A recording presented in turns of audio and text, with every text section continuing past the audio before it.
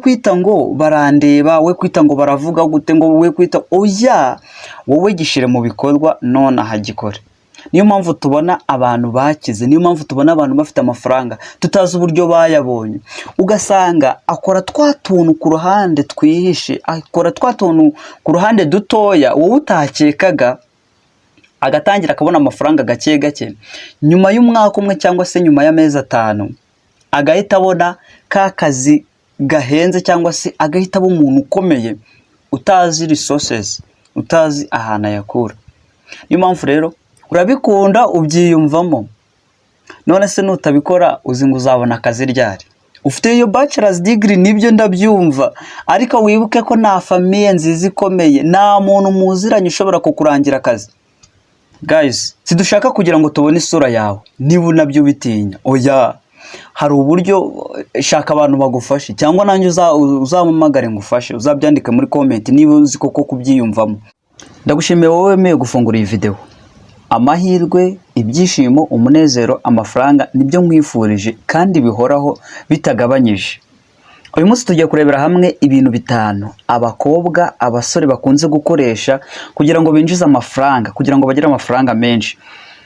Hanze aha hari abantu tubona ugasanga umuntu afite imyaka 20 ntabwo ari abo umuntu mukuru ngo agire muri za 50 60, ariko ugasanga afite amafaranga menshi. Wajya kureba ku ruhande ukibaza uti se uyu muntu aya mafaranga yakuye he? Ni iki yakoze kugira ngo ayagereho? Rimwe na rimwe ugasanga utangiye gukeka umuntu ko hari ibintu bibakora kugira ngo yinjize amafaranga, kugira ngo ayabone. Ariko inshuti yanjye, ntabwo ariko bimeze. Hari abantu bakora, hari abantu bakuye amaboko mu mufuka, ahubwo wagakwiye kumenya ngo ni gute yinjiza ayo mafaranga biya bitanyuze mu buryo bubi, cyangwa se mu bintu bishobora kumwangiriza future ye. Niyo mpamvu rero uyu munsi naje ko gutegura icyo kiganiro. Ibyo nkubwira ni ukuri kandi birakora. Nusanga bidakora, umaze kubikurikiza ukabona bidakora, ntuzongeye kureba video yanjye ukundi. Ariko nanone ibyo nakubwira nusanga bikora, ndakwiginze uzagaruke kureba n'izindi video njya mbakorera. Reka dutangire ku kintu cyo kwinjiza amafaranga n'uburyo bwo kuyabona kandi byoroshye. Ngo tubone amafaranga, wowe bigomba kuba bikurimo kandi ubyiyumvamo unabishaka. Target yawe ari ugushaka amafaranga, umunezero n'ibyishimo, kuko umunezero ni wawugira udafite amafaranga. Nubwo amafaranga atariyo ya mbere y'ingenzi atuma tubaho twishimye cyangwa se tunezerewe, hari ikindi kintu gishobora gutuma tunezererwa mu mutima wacu. Ni ibintu byinshi bishobora gutuma ugera ku bukire cyangwa se ubona amafaranga mu buryo bukoroheye. Reka dufate urugero, twe kujya kure cyane, reka dufate mu bintu bigaragara. Urugero, ubaye uri umukobwa uzi gusuka imisatsi, urabizi neza, cyangwa se niba utanabizi ubyiyumvamo wowe ubwawe urabikunda. Ariko ikibazo ugiye guhita umbwira uti se nabikora gute? Nta capital mfite, ko biriya bintu bihenda. Yego ndabyumva biriya bintu birahenda kandi ntabwo wabishobora, ariko ikibazo ni iki? Ntabwo ushaka kwiyunga n'abandi. Ikibazo ni iki? Ntabwo ushaka kugira icyo utakaza kugira ngo nawe ugire icyo ubona. Jya muri salo runaka, wowe nugeramo ugende nk'umuntu utagiye gusaba akazi, ahubwo ugende nk'umuntu ugiye nko muri stage kugira ngo bagufashe. Urabizi stage ntabwo bagusaba ibirenze cyangwa se ngo bagusaba amafaranga, oya, ahubwo stage no kwimenyereza akazi cyangwa se kugira ugire ibintu wiyungura.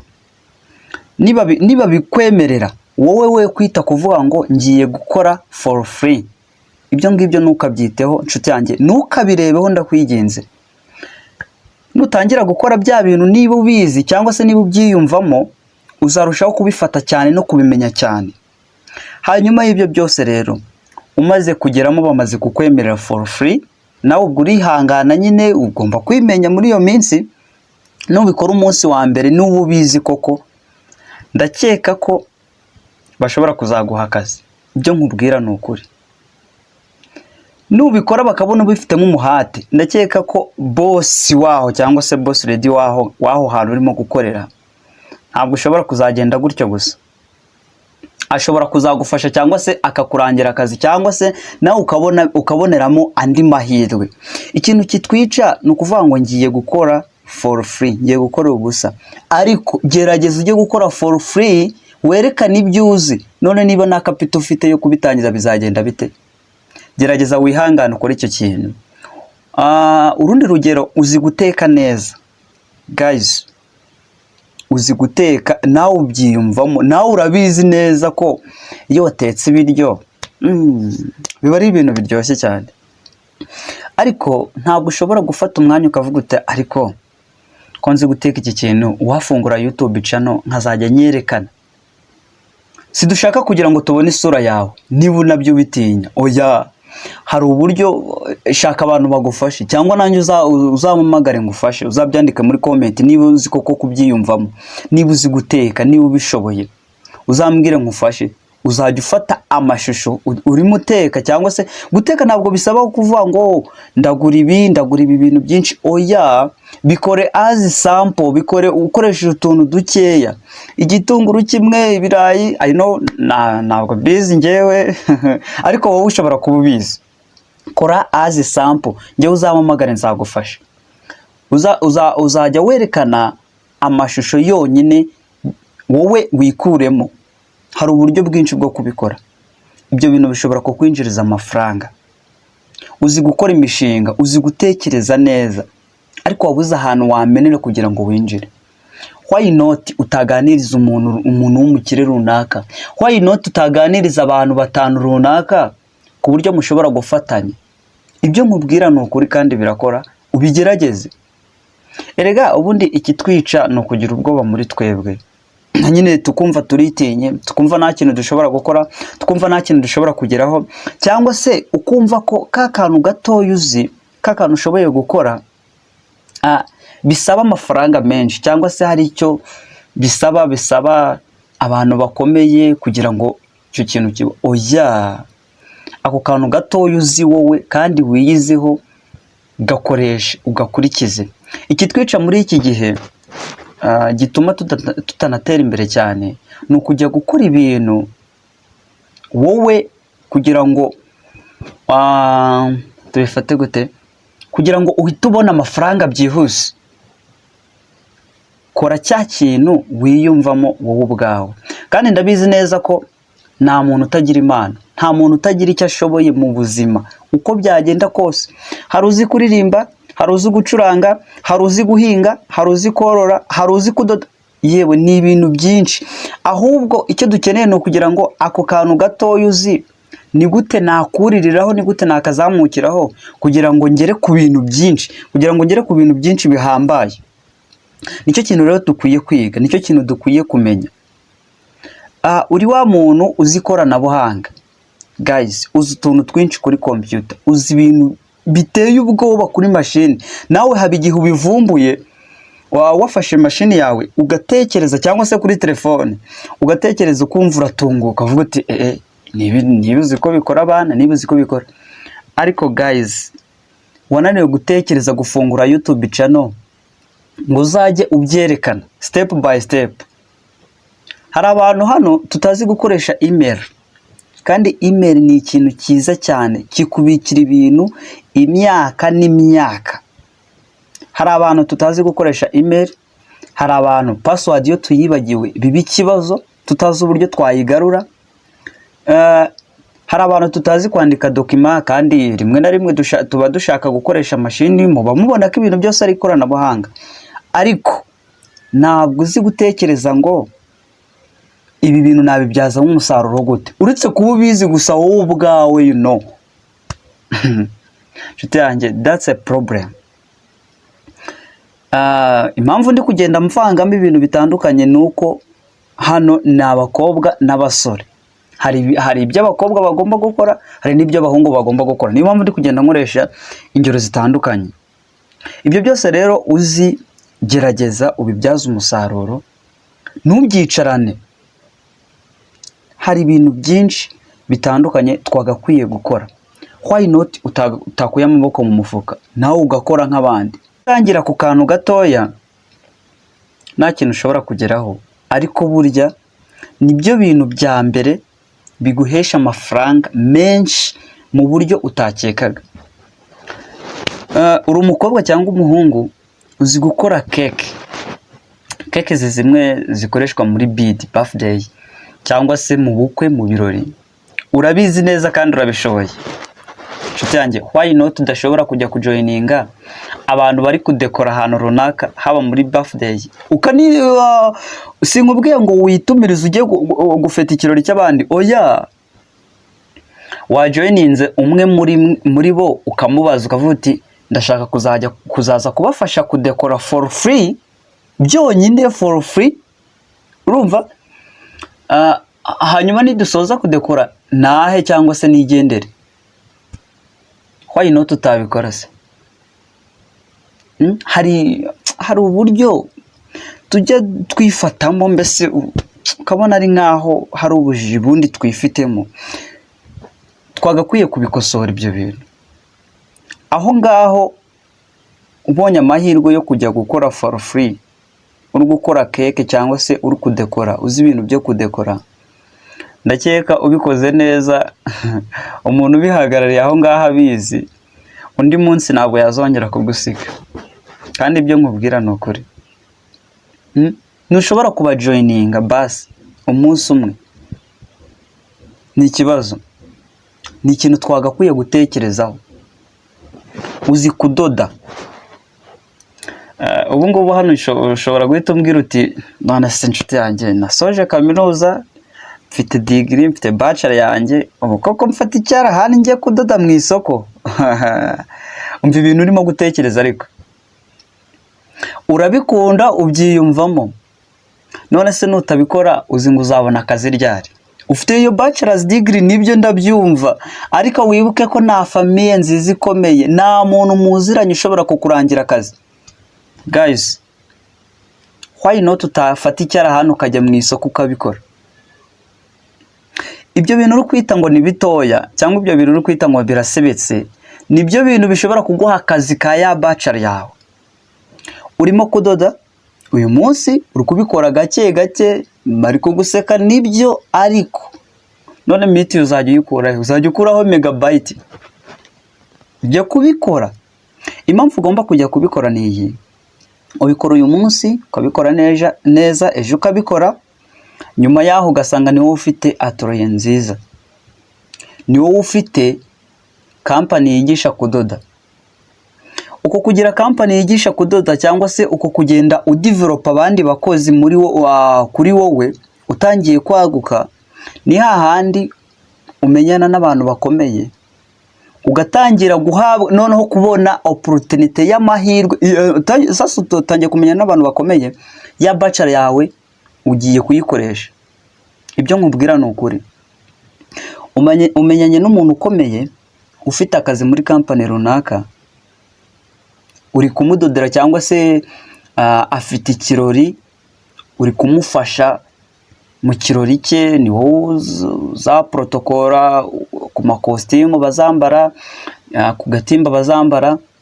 So huye nawe muraganiriye, unamubwiye ko ufite bachelor's degree mu bintu wize, ashobora guhita kurangira akazi ako kanya, kubera we aba afite connection nyinshi, aba afite connection nini.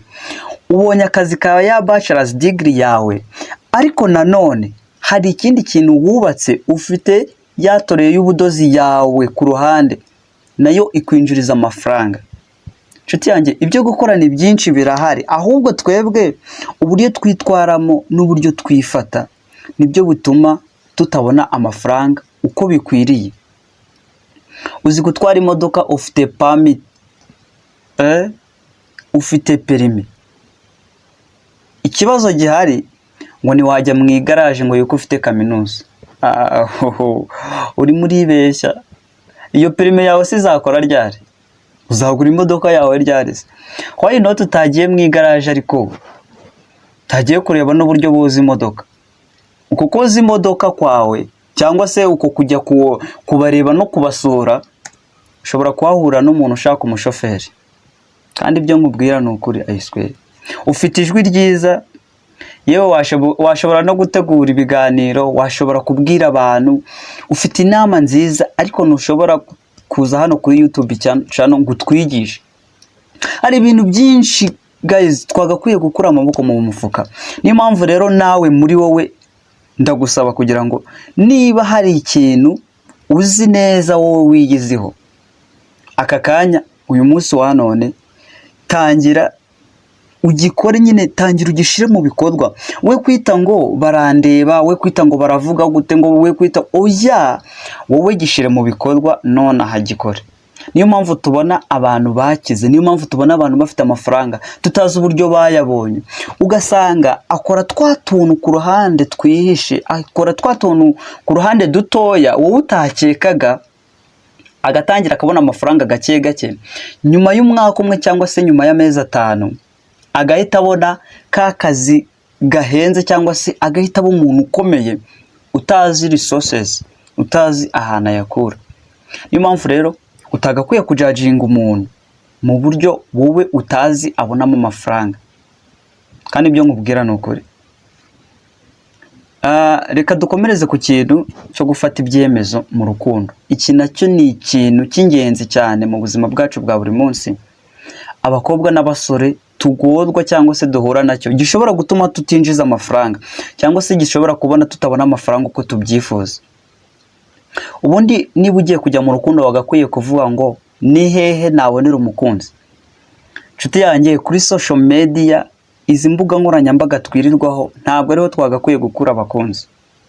Icyo ngicyo ukirinde, unagikure mu mutwe wawe 100%. Umuntu muvugana kuri Facebook, umuntu muvugana kuri WhatsApp, ariko amafoto aguha saye, aguhereza amashusho atarayo, uretse kumva ijwi rye ryonyine gusa. Warangiza wowe ugakunda umuntu ukamwimariramo, yewe ugatakaza n'ibyawe. Ibi ngibi nabyo biri mu bintu bituma tutinjiza amafaranga. Ubundi niba ugiye gukoranabuhanga, niba ugiye gukoresha ikoranabuhanga, niba ugiye kuri social media, niba ugiye kuri YouTube, urugero mureke mbibiri banga, ushaka kuri relaxa, urumva wananiwe muri wowe, cyangwa se ushobora kumva wabuze n'ibyo gukora, birahari nk'umuntu udafite akazi. Ariko niba ugiye kuri social media, kuri YouTube, searching ikiganiro cyiza gishobora kugufasha cyangwa se kikakungura ibitekerezo. Searching ikiganiro gishobora gutuma ubona akazi. Nk'ibi bintu ndimo kubabwira, ibi bintu nibyo 100%. Ariko nanone mbere yuko dukomeza, nshuti yanjye, niba utarakora subscribe, like na comment, ndakwigenze banza ubikore, kuko ntabwo wagera aha ngaha utakunze ikiganiro cyanjye. Sasa ngaho reka dukomeze. Niba uri kureba ibintu kuri social media, ukunda guteka cyangwa se uba wumva ushaka guteka, wagakwiye kureba video y'uburyo umuntu ateka, uburyo umuntu ateka umureti. Ugize imyaka 25 ntabwo uzi guteka umureti, ntabwo uzi guteka ifiriti, uyikuramo isa nkaho imeze ukuntu, wagiye kuri YouTube ukabyiga. Hari ibintu byinshi twagakwiye kumenya. Twebwe duta umwanya turi guscrollinga down kuri video za TikTok, nta kintu ngo nizo ziratuma relaxa uri kujya gushaka ibintu ukunda. Relaxa uri kujya gushaka ibintu wakora bizakwinjiriza amafaranga. Bya bindi byose maze mbabwira, uzi kudoda, uzi kudekora, ubyiyumvamo, uzi gusuka imisatsi, urumva, ariko ntushobora kujya kuri YouTube ngo wongere wihugure, ese ni gute nadoda ikanzu nziza ifite iyi size imeze gutya, ni gute nasuka umusatsi muri ubu buryo bugezweho. Ntuzi kujya kuri YouTube ngo ubishake, aho kugira ngo wirirwe utakaza umwanya, jya kuri YouTube ushaka ibyo bintu. Ibyo biri mu bintu bizatuma winjiza amafaranga, bizatuma ugera ku iterambere wowe wifuza, kandi noneho ukabigeraho utazi uburyo bigenze. Niyo mpamvu twagakwiye gukura mu maboko mu mufuka, tukamenya icyo dushaka. Mbere na mbere, menya icyo ushaka n'icyo wifuza kugeraho. Menya uburyo ushobora kubalansinga ubuzima bwawe, imibereho yawe n'akazi kawe, utitaye ngo baravuga ngo, utitaye ngo baranseka, utitaye ku mashuri ufite, utitaye ku buranga n'ubwiza ufite. Niba ufite impano, gikoresha. Twagakwiye rero kumenya gukoresha izo mbuga nkoranyambaga, kuko hari ibintu byinshi bituma tudatera imbere. Ikindi kintu tugomba ngiye gusorezaho ni ikintu cyitwa kubana neza n'abandi muri sosiyete, kubaka icyizere mu bavandimwe, mu nshuti, muri sosiyete. Ibyo byose twavuze, ibyo byose namaze kukubwira, utagize icyizere ngo abantu bakugirire icyizere, nta kintu ushobora kugeraho. Urugero, duhereye ku kintu twahereyeho, ugiye kwiga gusuka muri salo for free, ariko ugezeyo abantu bose bakoreramo bose uvuyeyo mushwanye, uvuyeyo nta n'umwe mwumvikana, uvuyeyo bose bari kuvuga ubu si reka nkubwire, ubu urumva akazi uzagakura hehe? Urumva rindi uzakuragira akazi? Ariko niba ugeze mu kwitwararika abantu mukaba inshuti barimo, ni hahandi wa mukozi uri muciriritse akurangira indi salo iri gutanga akazi, kuko yakubonye uko witwara, yabonye imyitwarire yawe, yabonye kuraje zawe mu kazi. Ejo niwe uzakurangira akazi, niba akora muri iyo salo gafite n'abandi, afite abandi benshi, nawe yakurangira, byatuma ubona akazi. Ntugasuzugure umuntu uko ari, niba afite amafaranga, niba atayafite, bose bubahe. Ntabwo uzi ngo ejo bizagenda bite. Impamvu yabyo niyi: ubu ngubu ushobora kuba udafite akazi, cyangwa se ushobora kuba utinjiza amafaranga menshi, uri gukora gake gake, cyangwa se ugiye gukurikiza ibi bintu maze kukubwira, ugiye gutangira gukora, hari ikintu wowe ubwawe wifitemo. Erega si ngombwa gukora biriya bintu namaze kubabwira inshuti zanjye, oya, ahubwo ngewe ndi kukwereka ko muri wowe hari ikintu wifitemo. Muri wowe ndi kukwereka ko hari ikintu ushobora gutangira gukora none, bitavuze ngo ndakoresha ayahe mafaranga, n'ayahe mafaranga ngomba gutangiza. Oya, impano ikurimo wowe, icyo uri kumva wowe ushoboye muri wowe, nicyo ugomba gukoresha, nicyo ugiye gutangiriraho, nicyo ugiye guheraho. Niyo mpamvu rero, niba hari umuntu wagusuzuguye, niba hari umuntu muri iyi minsi utagufata neza, cyangwa se agufeka, atakwitaho, cyangwa se atita ku bitekerezo byawe, ubu ngubu ukaba ugiye gukora none, ukaba ugiye gutangira, ukaba iyi video ibaye imbarutso yuko nawe hari ikintu wari wifitemo ugiye gukoresha, ayo mahirwe ugiye kuyabyaza umusaruro, ugatangira gukora gake gake, ureka abantu bakaguseka, ureka bakavuga ibyo bishakiye. Nyuma y'umwaka umwe bikazahita biba imbarutso yuko nawe ugomba kuba umuntu ukomeye, ugomba kuba icyamamare. Wa muntu azacisha bugufi imbere yawe. Urumva yaragusuzuguye, ariko nyuma agiye kukubaha. Niba yaragusuzuguye waramaze gukomera, niba uri wa muntu utagira umutima ukomeye, ntabwo ashobora kuza kugusaba serivisi ngo umufashe.